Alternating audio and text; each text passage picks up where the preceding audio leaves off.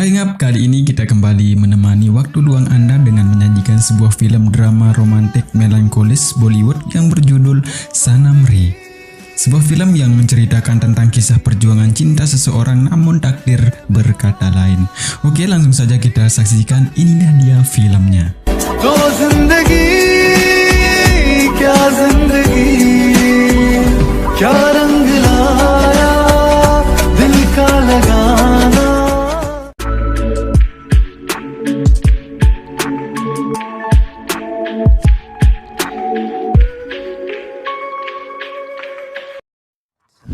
Ini adalah Akash, seorang karyawan kantoran yang sangat disiplin dan pekerja keras. Dan ini adalah bosnya, bos yang sangat tegas, pemarah, dan ya sedikit cabul sih. Ketika ia pulang dari kantornya, ia menyempatkan dirinya di salah satu pesta perayaan tahun baru untuk menikmati indahnya pergantian tahun.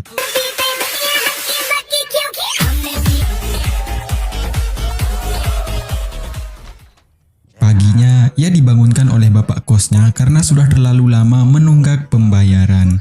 Akash pun diomelin. Ya, karena banyak urusan di kantor, ia pun segera cabut. Sampai di kantor, ia pun dimarahi oleh si bos karena terlambat. Akash pun hanya bisa bilang, ya minta maaf. Oke, next. Saat sedang asik diskusi membahas tentang bisnisnya, tiba-tiba sang ibu menelponnya. Dalam pembicaraannya dengan sang ibu, Akash disuruh pulang ke kampung untuk menandatangani surat penjualan. Studio yang atas nama dirinya dan kakeknya terpaksa dijual karena sudah tidak ada lagi yang mengurusinya. Terlihat kampungnya seperti kota mati. Ya, begitu juga dengan sang kakek yang sudah pikun hanya bisa memegang sebuah kamera jadul yang menjadi kenangannya. Akash dan sang kakek pun menuju studio untuk menandatangani surat penjualannya. Ketika Akash membuka pintunya, seolah-olah ia terbawa ke masa lalunya. Terlihat di masa lalunya kampungnya begitu ramai dan penuh keceriaan. Terlihat juga sang kakek sangat memanjakan dan menyayangi Akash. Ketika ia masih polos-polosnya, ia bertanya kepada kakeknya tentang masa depannya, menanyakan apa itu cinta dan siapa jodohnya. Sang kakek pun meramalkan bahwa mereka akan saling mencintai tapi tak akan pernah saling memiliki. Wow, ketika bertemu hati akan bergetar dan wanita tersebut berada 500 meter dari studionya. Keesokannya, Akash pun menghitung langkahnya menuju rumah yang dimaksud oleh kakeknya. Sampai di sana, ia pun melemparkan sebuah bola kecil ke dalam rumah tersebut dan keluarlah seorang bocil cantik. Akash pun hanya diam dan langsung balik kanan untuk pulang. Oke, next. Ketika Akash di rumahnya, terlihat wajahnya yang sangat murung seperti orang mengharapkan sesuatu tanpa ada kepastian. Kemudian sang ibu menanyakan tentang seseorang yang saat ini ia pikirkan, tapi Akash hanya bisa diam. Sambil memandang kolase foto di dinding, ia teringat akan masa lalunya dengan wanita yang ia harapkan selama ini. Namanya adalah Shruti, seorang gadis cantik di kampungnya. Mereka berdua sudah lama saling mencintai. Setiap harinya mereka selalu bersama memadu kasih yang begitu membagongkan. Dan suatu ketika, Akash dan Shruti janjian untuk ketemu di tempat yang sama untuk perpisahan karena besoknya Akash akan pergi melanjutkan kuliahnya ke luar kota. Tapi waktu berkata lain guys, gurunya harus cepat-cepat membawa Akash pagi itu juga. Karena kereta api pada waktu itu hanya lewat sekali sebulan saja. Demi masa depan sang anak, keluarganya pun mengizinkan walau sangat berat bagi mereka. Begitu juga dengan Akash, ia pergi tanpa pamit dari sang kekasih. Wow, menyedihkan. Oke, next. Ketika Akash ingin menandatangani transaksinya, tiba-tiba sang kakek mengingatnya. Akash pun sangat bahagia. Tapi tiba-tiba juga sang bos menelponnya. Ia pun dimarahi karena pergi tanpa izin. Ia pun dipecat. Tak terima dipecat, Akash pun langsung balik ke kota untuk menyelesaikan masalahnya dan transaksi itu pun gagal. Sampai di sana, ia pun menanyakan masalah yang terjadi kepada rekan kerjanya. Ternyata perusahaannya bangkrut karena kontraknya dengan perusahaan Pablo yang ada di Kanada dibatalkan. Jadi pemilik perusahaan Pablo ini pemiliknya sudah bercerai dan kini perusahaannya dipegang oleh Nyonya Pablo. Akas pun segera menemui bosnya dan berjanji akan mengembalikan kontraknya. Sang bos pun memberi kesempatan selama 7 hari dan jika gagal ia tetap dipecat. Akas pun mencari informasi tentang Nyonya Pablo ini. Jadi Nyonya Pablo ini sering mengikuti latihan yoga di Kanada. Setelah mendapatkan info, Akas pun langsung pergi ke Kanada untuk mencarinya. Sampai di kantornya Nyonya Pablo, ia pun menanyakan keberadaannya tapi tidak diizinkan. Lalu ia meminta bantuan kepada seseorang untuk mencarinya di setiap camp latihan yoga. Demi kontrak perusahaannya, ia rela kesana kemari mencari keberadaan Nyonya Pablo. Dan secara kebetulan di sebuah kafe, Nyonya Pablo mendengar bahwa ada yang mencarinya. Mereka pun bertemu dan langsung berkenalan. Akas pun mengeluarkan rayuan gombalannya, tapi karena baru pertama kali bertemu, Nyonya Pablo tak bisa percaya begitu saja. Oke, demi mendapatkan hati Nyonya Pablo, ia rela mengikuti latihan yoga bersamanya. Sorenya mereka pun makan bersama. Akas pun memanfaatkan momen ini agar bisa mendapatkan hatinya. Rayuan mautnya pun keluar. Selesai makan, mereka berdua menikmati indahnya malam di tepi danau. Saat Akas mengantarkannya pulang, terlihat Nyonya Pablo sudah kelepek-kelepek dengan rayuan maut Akas. Selesai mandi, tiba-tiba Akas sudah berada di kamarnya.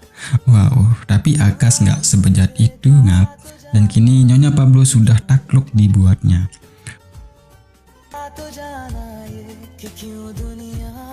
Oke, next, saat latihan yoga, pemandu yoga memberikan sebuah permainan tukar bola, di mana mereka harus menulis namanya di bola tersebut.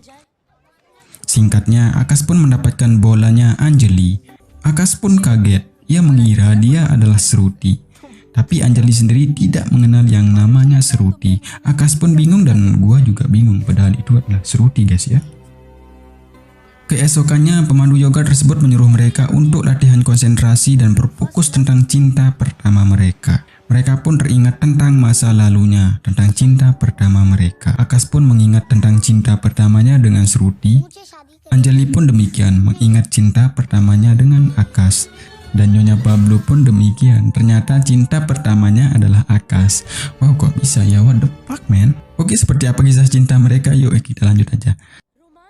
Kemudian pemandu yoga tersebut memberikan sebuah permainan di mana mereka akan diturunkan di tempat yang sepi dan harus berjuang bersama pasangannya selama 3 hari. Akas dan Shruti pun mendapatkan sebuah kota yang sangat sepi. Mereka harus berjuang bersama agar bisa selamat selama 3 hari. Di adegan inilah cinta yang dulu hilang kini bersemi kembali. Wadidaw.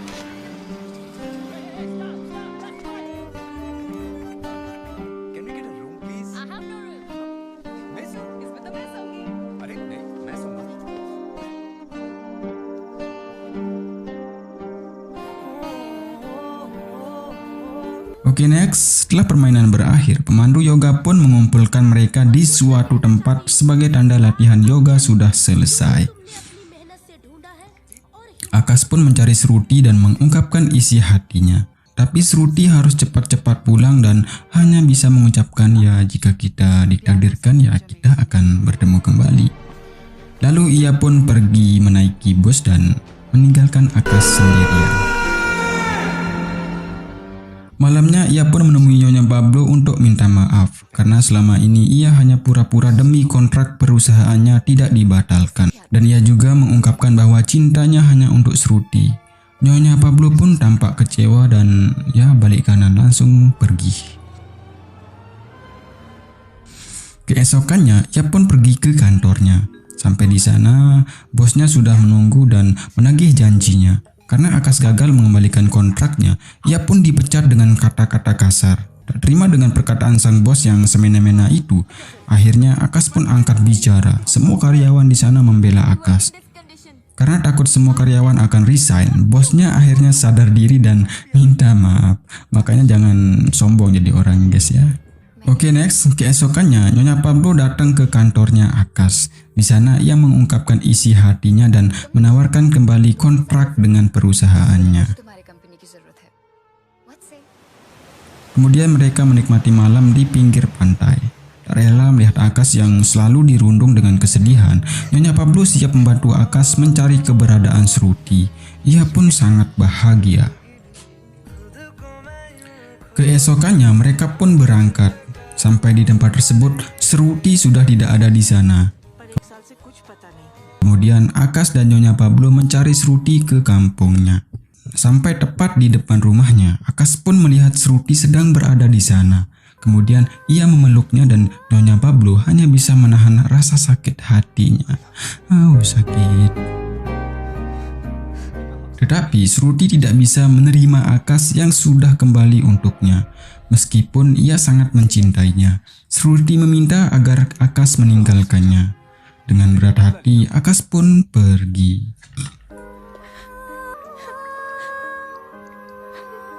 Oke, next. Kemudian Akash mengikuti mobil yang ditumpangi oleh Shruti menuju rumah seseorang. Dan ternyata orang tersebut adalah dokter pribadinya. Lalu dokter tersebut menceritakan kepada Akash bahwa Shruti saat ini sedang menderita penyakit arteri koroner berat yang membuatnya dalam kondisi sekarat. Dan jalan satu-satunya adalah ada pendonor yang akan mendonorkan jantungnya. Akash pun menemui Shruti ke rumah sakit untuk pamit sebelum ia akan dioperasi.